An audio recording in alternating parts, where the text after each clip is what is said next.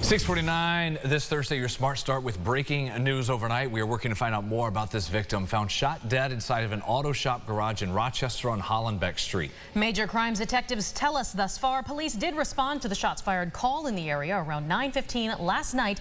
And when they got there, officers got into the garage, which is where they found that victim shot multiple times. No one currently in custody, but we are told that they will give us an update on this homicide sometime later today. So, of course, stay with News 8. We will bring you that update as soon as we learn it on air and, of course, online as well at rochesterfirst.com. Sunrise traffic updates here 10 minutes to go until 7 o'clock. Crash downtown at the inner loop at St. Paul Street. We'll keep an eye on that, bring you more updates when we see you again with Sunrise traffic at about 7:25. For now, back to our headlines. And new this morning, a closer look for you at this ongoing push to keep all students safe as they're getting to school in the morning and coming home in the afternoon. Always a big concern here. So the focus is the rollout of the stop arm bus cameras, as well as any other efforts to catch people speeding where they really shouldn't be. Ron Spitzer is live in Webster. Those buses rolling out right behind there, and we're checking in on the bus patrol. Ron. Yeah, guys, so since the inception, or since it went live rather, the Monroe County Bus Safety Program, over 4,700 citations have been issued. Now, these buses are outfitted with AI cameras, which detect when someone is driving past when they're not supposed to, like when lights are flashing and the stop sign is out. The cameras on the bus actually generated 8,500 instances where tickets could have been issued, but there is a review process. AI detects when someone drives by when lights are flashing. That footage goes to a cloud portal. Bus Patrol, the company, reviews, and if they believe it's a ticketable offense, they send it to the county where local technicians review the footage and determine if it's an actual offense. The fine is steep, $250. The program is completely free for the districts. The fine is a split between Bus Patrol and the county, and I'm told by county officials that the money goes right back to traffic safety. Now, here in Webster, they ran a test month where they asked drivers to radio in every time someone drove by when they weren't supposed to. There were over 200 reports in that 1 month, and the program went live in January of this year. Now, all 165 of the district's buses have the cameras installed.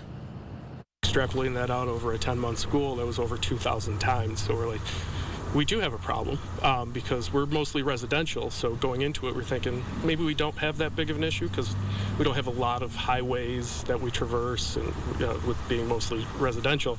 But it was very eye-opening for all of us, and that was kind of what pushed us over the edge to join the program. Now, within the first 10 days of this school year alone, over 200 citations were issued. Now, that's across all of the districts that are currently participating. The city of Rochester is exploring options for its own bus patrol contract at the moment. As for the county, they are expanding now to include Spencerport and Pittsford. For now, guys, reporting in Webster, Ron Spitzer, News 8. Buses headed out. Ron, thank you for that. More headlines happening today. There is a motions hearing scheduled for one of these two sisters charged in connection to the death of a 5-year-old boy in Rochester. 21-year-old Tia Kayla Hendricks previously entered a not guilty plea for arson and murder charges. She and her sister, Takita, 31 years old, are accused of pouring flammable liquids all over the porch of a Portland Avenue home and starting the fire early that morning, July 29th. The 5-year-old boy there, Malachi Stovall, was trapped inside on the second floor. He died days later from his injuries. Both of these sisters face charges of murder, arson, and assault. Tia Kayla still held without bail. She's in court at 9:30. A suspect has been named in that deadly shooting at Maplewood Park earlier this summer, where 2 young women were killed and 5 others were injured. We're about to show you 20-year-old Niger Johnson. He's wanted for reckless endangerment and criminal possession of a weapon. Police do note they're not saying right now that the shots Johnson fired did hit any of the victims, but he is a suspect in this investigation. Hundreds of people were there at the community barbecue, including children, on July 28th, and RPD says dozens of people have come forward with information. They do urge others who might be able to shed more light on what happened that day, please continue coming forward. There's still a lot to look into here, and investigators believe there were up to 50 gunshots and at least 9 people were firing their handguns. To Henrietta, where authorities confirm an arrest made following an apartment fire. News 8 covered earlier this week.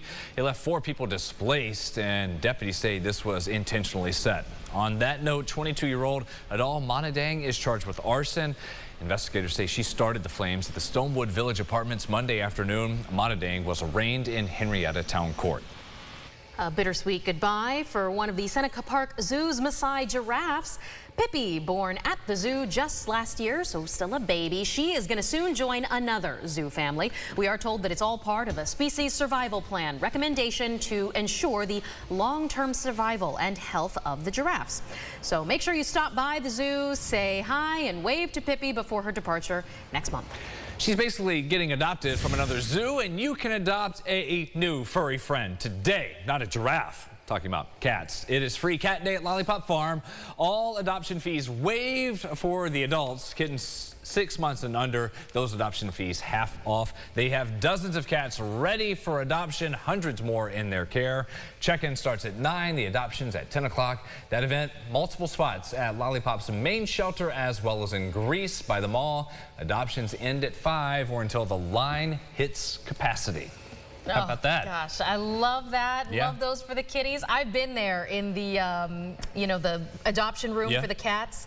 Just like they reach out a claw and they're like, I've chosen you. They're ready the to cat go. distribution system has chosen. You're not leaving without me. Yes. Very cute. Go check that out if you can. Should be a good day for it. Both today and tomorrow looks great as well. Maybe we just get back to 80 degrees. Did bring a chance for a shower on Saturday, but just very isolated. Most of us are dry. And then here we go, kicking off fall on Sunday. Still going to be in the 70s. Yeah, slightly cooler there. Yes, to ring in the season. That does it for us at Sunrise. We'll see you back here at 7:25. Have a great day.